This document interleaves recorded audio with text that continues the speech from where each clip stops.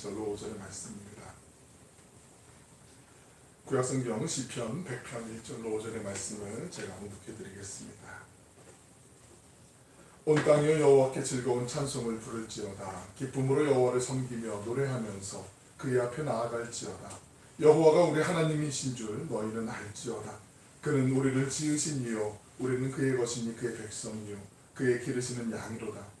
감사함으로 그의 문에 들어가며 찬송함으로 그의 궁정에 들어가서 그에게 감사하며 그의 이름을 송축할지어다. 여호와는 선하시니 그의 인자하심이 영원하고 그의 성실하심이 대대에 이르리로다. 복된 주님의 날 주예전에서 또 온라인으로 예배드리는 모든 분들, 또 오랜만에 또 이제 거리두기 제한이 없는 였는데 가족들을 만난 반가움이 있으신 분들도 계시고, 또 멀리서 전화로 또 안부를 여쭙는 분도 계실 텐데, 모든 분에게 하나님의 은혜와 평강이 함께 하시고, 모쪼록 예수님을 아직 못 만난 가족분들이 계시면 꼭 인가 기도의 그 응답이 나타나시길 주님의 이름으로 축복합니다. 아멘. 성경을 보면 하나님께서 사람들에게 많이 감사하라는 말씀을 참 많이 어떤 명령처럼 이렇게 나오는 말씀들이 많잖아요. 감사하라, 감사하라. 감사하면 좋을 텐데도 아니고 감사해야지 이것도 아니고 감사하라라고 말씀하거든요. 근데 실제로 감사하는 사람들에게 수없이 많은 복이 주어지는 건 정말 과학적인 근거가 있는 이야기더라고요. 한 20여 년 전에 1998년에 미국에 있는 듀크 대학교 병원에서 그 실험을 했어요. 그 실험이라기보단 두 집단을 나눠놓고 한번 대상을 좀 유심히 관찰해봤는데 그 결과가 아주 흥미로운 결과가 나타났어요. 매일매일 감사를 하는 그 환자들과 감사하지 않는 분들, 이분들이 치료 후에 태어난 다음에 얼마까지 사시는지도 정말 긴 시간 동안 치밀하게 조사를 했는데, 그리고 감사를 매일매일 고백하는 분들이 7년을 더 살았대요. 7년. 근데 7년을 사는 게 뭐 시름시름 아파서 사실 수도 있지만 건강하고 밝게 사셨거든요. 실제로 그런 한 걸음 더 나아가면 그런 면역 체계가 어떻게 형성되는지도 거기에 나와 있는데, 1분을 감사하면 우리 몸의 면역 체계가 24시간 더 왕성하게 활발하게 운동을 한대요. 그리고 내가 1분 동안 화를 내고 짜증을 하고 원망하면 우리 면역 체계가 한 6시간 정도 더 약화된대요.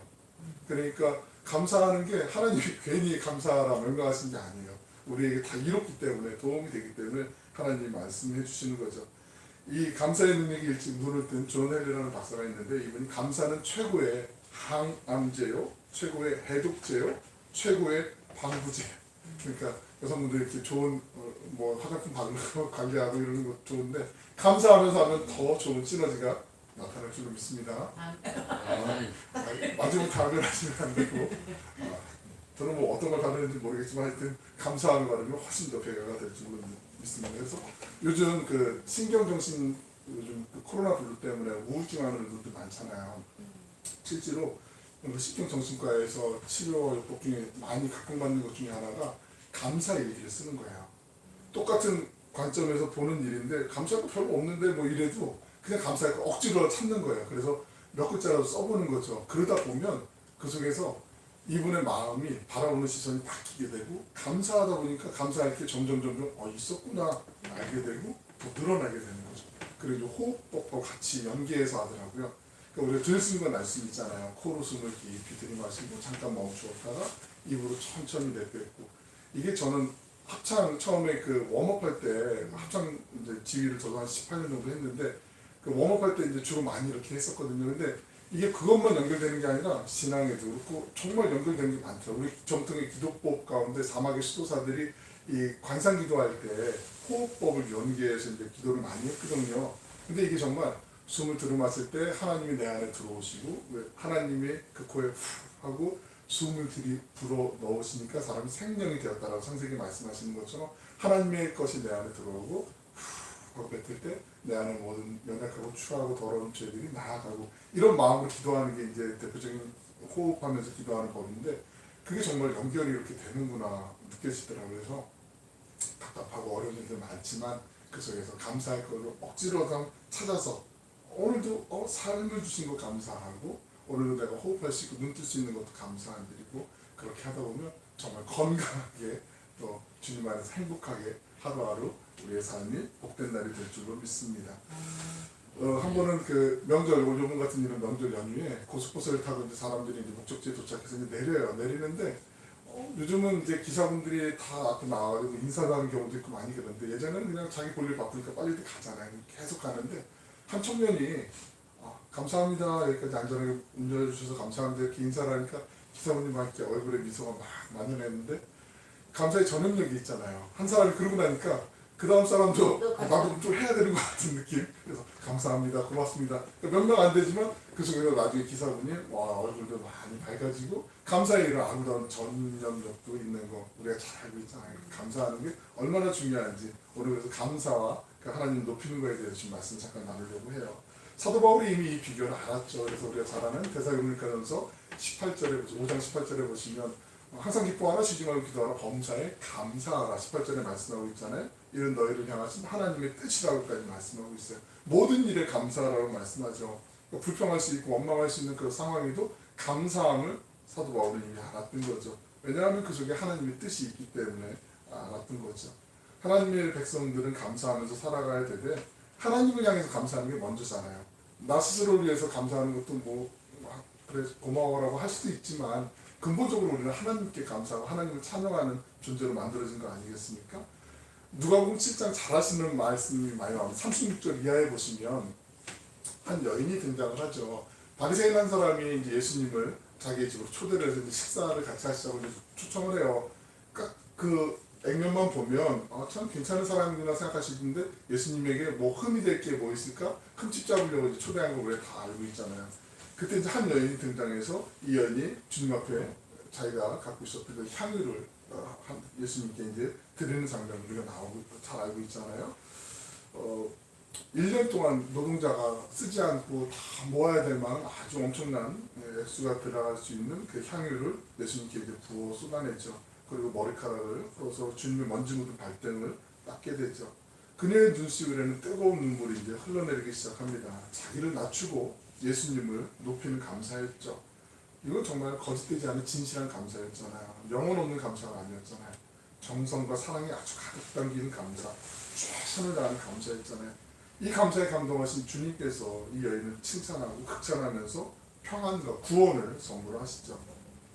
한 번의 깊은 감사로 어쩌면 이 여인은 여기까지 맛보지 못했던 하늘의 그 감사, 구원의 감사에 엄청난 은혜를 보고 체험하게 되죠. 감사가 이렇게 좋음에도 불구하고 많은 사람들이 감사할 줄 몰라요. 특히 하나님께 감사할 줄 몰라요. 이유가 있죠. 내가 왜 감사해야 되는데 그 은혜를 모르기 때문에 감사하지 못하는 거 아니겠습니까? 부모님에게 자주 불평하는 우리 친구들이 있어요. 물론 저도 별로 예의는 아니었던 것 같아요. 보면은 불평도 많고 불만도 많고 막 짜증도 많고 막 이랬던 것 같은데 근데 내면을 조금만 들어가면 당연히 해줘야 되는 거 아니야 이렇게 생각하는 경우들이 있어요. 나는 자녀이기 때문에 당연히 받아야 되고 부모님에게 당연히 해야 되고 근데 못 드시고 못 입으시고 못 쓰면서 자녀를 위해서 건강하게 잘 자라기를 위해서 공부도 열심히 잘하기를 원해서 그런 마음 기대치도 물론 있지만 그 헌신적인 사랑을 우리가 다 자녀들이 가늠할 수는 없잖아요. 그 부모님의 은혜를 아는 친구들은 그래도 그 감사의 마음을 갖고 살아갈 수 있지만 그 은혜를 당연하다고 생각하면 이게 참 역설적이지만 나중에 뒷날, 훗날 시간이 지난 다음에 또 후회하면서 깨닫게 되는 경우들을 우리는 주변에서 경험적으로 많이 알고 있지 않습니까? 마찬가지로 하나님의 은혜를 알지 못하기 때문에 깨닫지 못하기 때문에 체험하지 못했기 때문에 하나님의 은혜에 감사하지 못하는 거 아니겠습니까? 지금도 그런 분들이 얼마나 많은지 모르겠어요. 누가복음 7장에 보면 이 여인과 대조되는 그 바리새인이 그런 모습이었어요. 이 사람은 바리새인 잘 아시는 것처럼 바리사이파, 바리사이라는 말은 구별되다라는 뜻이잖아요. 이 사람들은 철저하게 율법의 최고의 수준의 경지의 지킴을 자기들이 자랑거리로 삼았고 하나님을 누구보다 사랑한다라고 스스로 자평했던 사람들이었고 남들이 봐도 객관적으로 봐도 참 저 사람들 말씀대로 살려고 몸부림치는구나 구약성경 말씀대로 그렇게 인정했던 사람들 모임이었잖아요. 그런데 결국 중요한 핵심을 빠뜨리고 하나님의 사랑을 반만 나갔던 사람인지 모르겠어요. 자기 집에 초대했던 예수님이 오신 다음에 한 여인이 불쑥 나타나는데 저 여자가 정말 정신이 있는 거야 없는 거야 저 큰 재산 다 허비하는 거 아니야? 라고 이렇게 생각을 하잖아요. 은혜를 모르기 때문에 감사할 줄 모르는 거였잖아요. 그때 예수님께서 말씀하시죠. 내가 너에게 이런 말이 있다. 사람이 만약에 500데나리온 빚진 사람이 있고 50데나리온 빚진 사람이 있는데 500데나리온 빚을 탕감받은 사람과 50데나리온 빚을 탕감받은 사람 둘 중에 어느 사람이 더 그 탕감받은 거에 기뻐하고 감사할까라고 물어보죠. 아이들도 아는 질문이죠. 그걸 왜 물으세요? 크게 탕감받은 사람이 더 기뻐하고 좋아하지 않겠습니까? 라고 말씀드리잖아요. 그때 예수님께서 맞아. 이 여인을 봐. 내가 너희 집에 들어올 때 너는 나에게 발짓은 물도 주지 않았어. 근데 이 여인은 나의 발에 이 향유를 탁 끼워서 내 발을 적시고 그 머리털로 닦으며 너는 나에게 입 맞추지도 않았잖아. 입 맞춘다는 게 감사와 존경의 표시잖아요. 그 쪽쪽 소리 내면서 인사하는 게. 너는 나에게 그런 인사도 안 했는데 이 여인은 들어오자마자 내 발에 입 맞추기를 그치지 않았어. 너는 내 머리 감람유, 마찬가지로 이것도 존경과 예의의 표현인데 감람유도 올리브유도 붓지 않았는데 이 여인은 향유를 내 발에 부었잖아. 그러니까 이 여인이 죄가 어떤지 너도 알 테지만 더 많이 하나님 앞에 그 은혜에 감격하는 마음이 있었고 그 큰 죄악의 빚을 탕감받았다고 느끼기 때문에 더 크게 감사하는 거 아니겠니?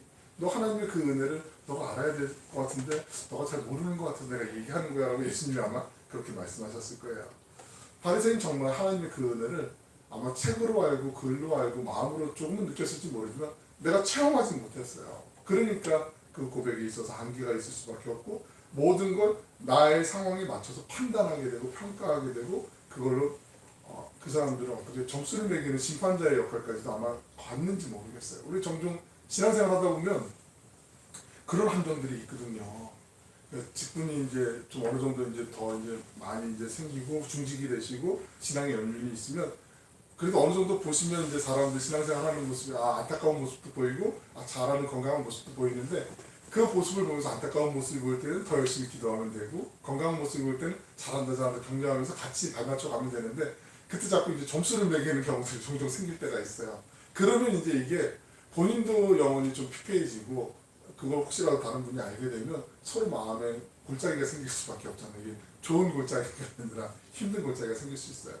좀 전통이 있는 교회들이 이런 아픔들이 많이 있더라고요. 그래서 서로 또 편가르는 경우도 있고 우리 인간은 연약함이에요. 이거 어쩔 수 없는 연약함이에요. 천국 갈 때까지 이런 일은 아마 무수히 많이 반복이 될 거예요. 하지만 주님이면 돼요. 그 모든 것 있음을 내가 인정하면 내가 판단의 자리에 내가 심판자의 자리에 있을 수 없는 사람이지 내가 왜 그걸 몰랐을까? 그때 돌이키면 되는 거죠. 그러면 주님이 다 정리해 주시는 거 아니겠습니까? 바리새인에게는 바로 그것이 필요했기 때문에 예수님께서 빗대어서 지금 말씀을 하시는 거잖아요. 다행스럽게도 이 여인은 주님 앞에 흡족한 감사를 드리게 되죠. 그리고 주님께서 이 여인이 자기가 받은 은혜가 무엇인지를 알고 주님 앞에 감사하는 그 마음을 아마 기쁘게 여기시고 어여쁘게 보셨을 거예요.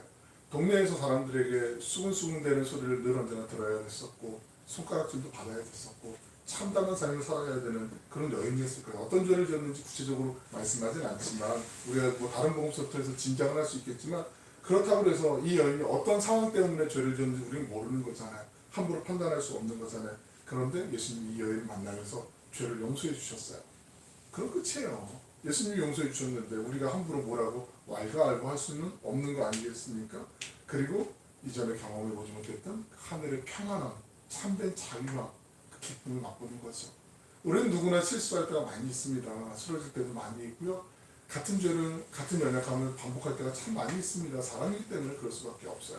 그럴 때 우리가 정말 주님의 마음을 조금이라도 품고 위로할 수 있는 위로자의 역할을 감당할 수 있다면 얼마나 행복한 공동체가 되고 우리 감사할 수 있는 그 시너지가 넘쳐날 수 있을까 한번 되돌아보게 되었어요. 이 연이 아마 예수님 만나고 난 다음에 그 자존감이 확 상승을 했을 것 같아요. 나도 살만하구나. 주님이 용서해줬구나. 다시 한번 살아야지. 아마 환경은 바뀐 게 없는데 내가 바뀌니까 세상이 달라 보였겠죠. 그러면서 주님과 함께 오히려 지금까지는 내가 위축되고 사람들 피해 다니고 막 이랬을 텐데 이제 당당하게 이제 나아갈 수가 있었던 거죠. 한마디로 은혜를 알고 은혜를 보답하는 감사를 이 여인이 드릴 수가 있었던 거죠. 우리는 하나님께 감사드리기 전에 하나님의 은혜를 좀 먼저 아는 게 이게 순서가 정말 중요한 것 같다는 생각이 듭니다. 하나님의 은혜를 알게 되면 감사는 그냥 순차적으로 나오게 되는 거 아니겠어요? 그래서 시편 103편에 보시면 하나님께 감사하기 위해서 은혜를 하는 것이 얼마나 중요한 것인지 말씀하고 있죠. 2절에 있는 말씀 보시면 103편 2절에 내 영혼아 여호와를 송축하며 그의 모든 은택을 은혜를 잊지 말지어다라고 이렇게 말씀하고 있잖아요. 감사하기 위해서 모든 주님의 은혜를 잊지 말라는 거죠. 그리고 그 은혜에 대해서 이어지는 말씀에서 말씀을 나누고 있는데 3절에 보시면 하나님께서 너의 모든 죄악을 사하시며 내 모든 질병을 고치신다고 말씀하시죠. 5절에 보시면 좋은 곳으로 너의 소원을 만족하게 하시고 너의 청춘을 독수리같이 새롭게 하신다.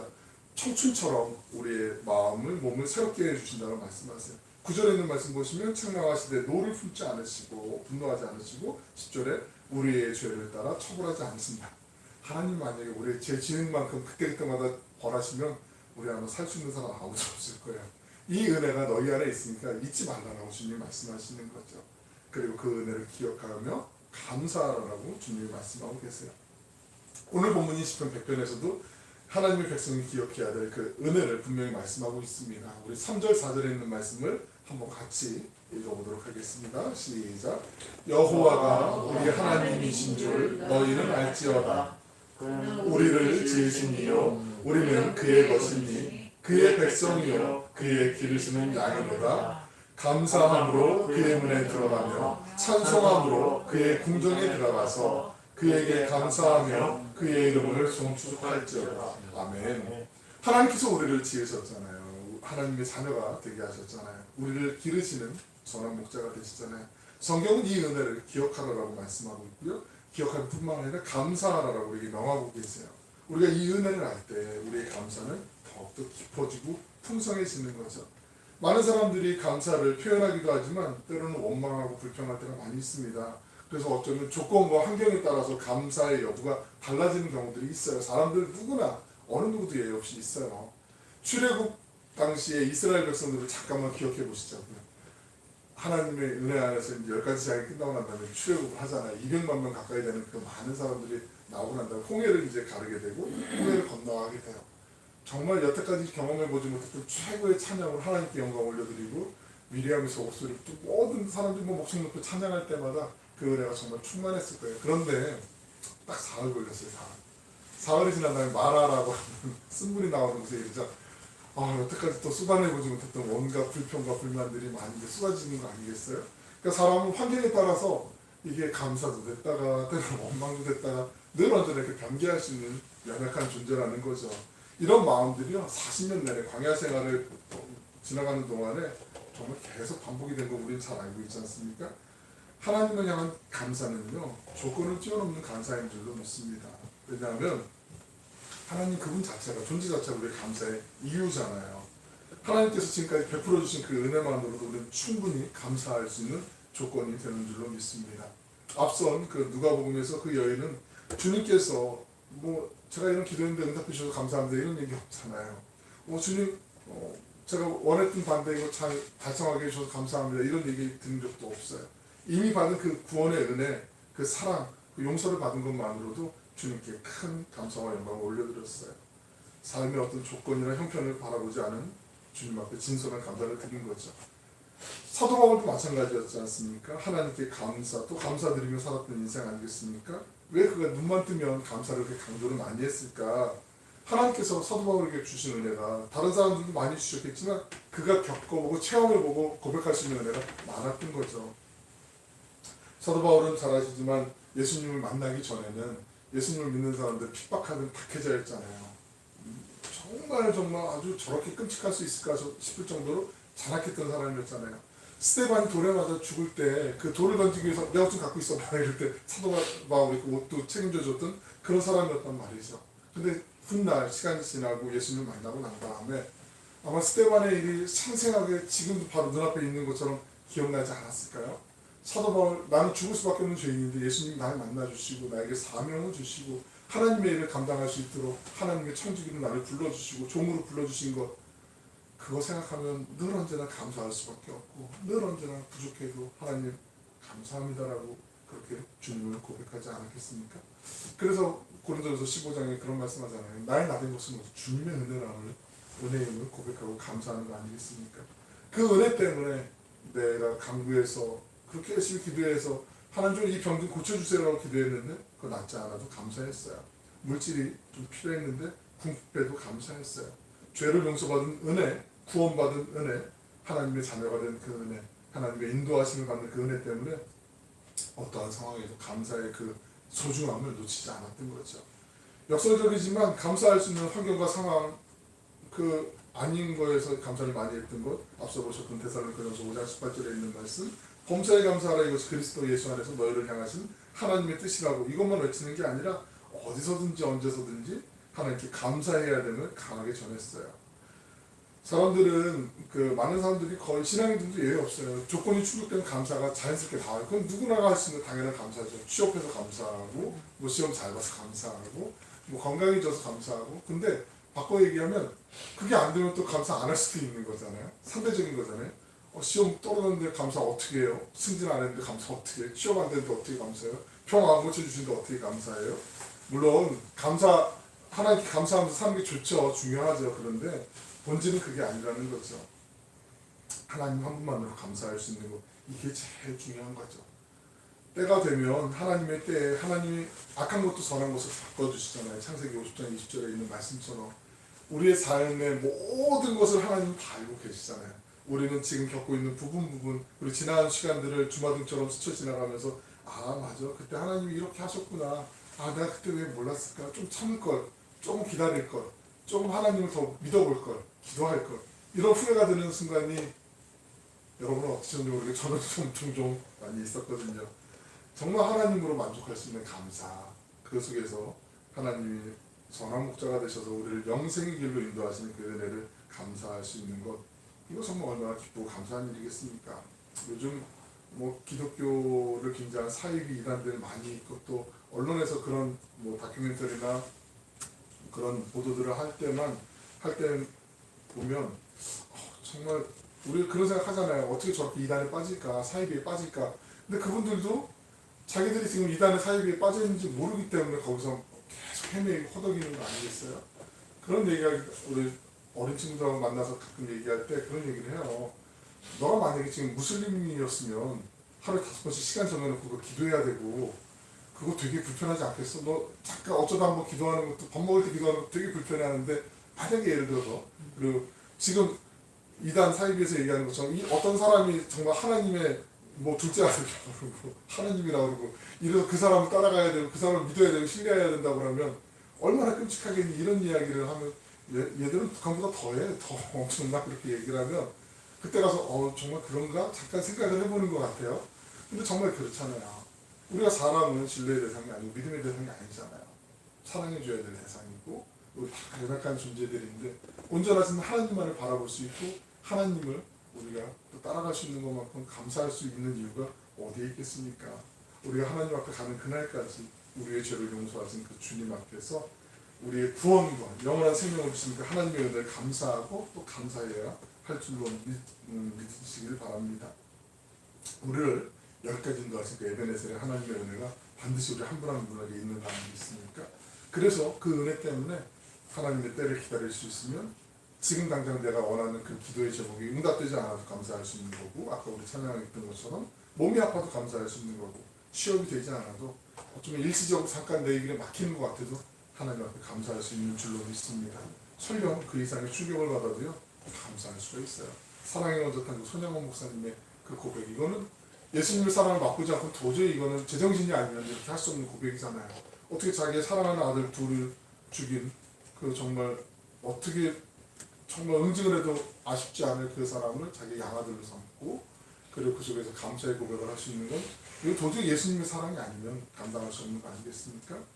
사랑하고 축복하는 여러분, 하나님께서 우리의 하나님이시자 우리 한 사람 한 사람 예수 그리스도를 믿는 사람들 우리 모든 분들의 아버지 하나님 되신 것만으로도 우리가 감사할 충분한 이유가 되는 줄로 믿습니다.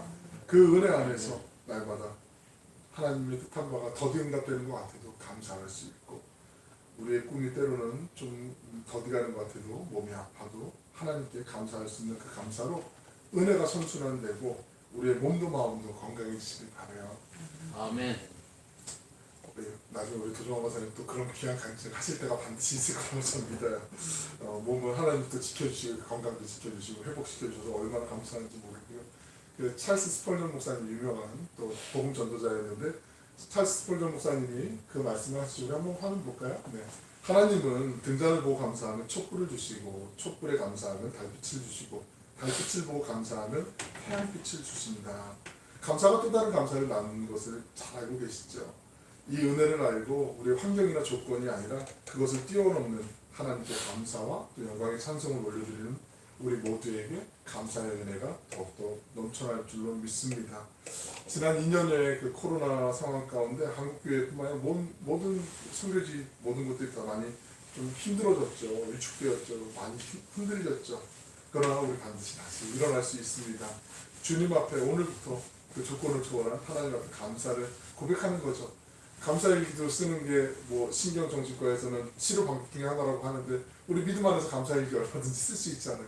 우리의 영혼이 범사에 잘 될 수 있도록 기도하면서 하나님의 말씀 붙잡고 성령의 능력 안에서 우리 모두 있는 자리에서 부르심 그 소명의 자리에서 하나님의 선한 능력을 의지하면서 날마다 감사를 고백하고 하나님 높여드릴 때 하나님 영광 받으시고 우리를 통해서 하나님의 아름답고 복된 선한 열매들이 100배, 60배, 30배로 열매 맺을 줄로 믿습니다. 그 은혜의 주인공들 되시길 주님의 이름으로 간절히 축원합니다. 기도하겠습니다. 사랑하여 풍성하시고 자비로우신 아버지 하나님, 우리 결의 큰 명절인 한가위를 맞으며 우리 삶에도 진정한 감사를 되돌아보게 됩니다. 세상은 상대적으로 비교하며 더 많이 소유하지 않고 채워지지 않아서 좌절하고 절망하며 감사를 잊고 살아갑니다. 오늘 우리 예배의 자리에 동참한 우리 모든 심령마다 하나님께서 성령의 지혜와 은총을 충만하게 내려주셔서 이 세상 그 어떤 것보다 더욱 소중한 하나님의 은혜를 감사하며 상황과 조건을 뛰어넘는 감사의 사람으로 당당히 일어서게 하여 주시옵소서. 어떠한 상황도 넉넉히 이겨낼 수 있는 주님의 은혜가 우리 곁에 있음을 결코 잊지 않게 하여 주시옵소서.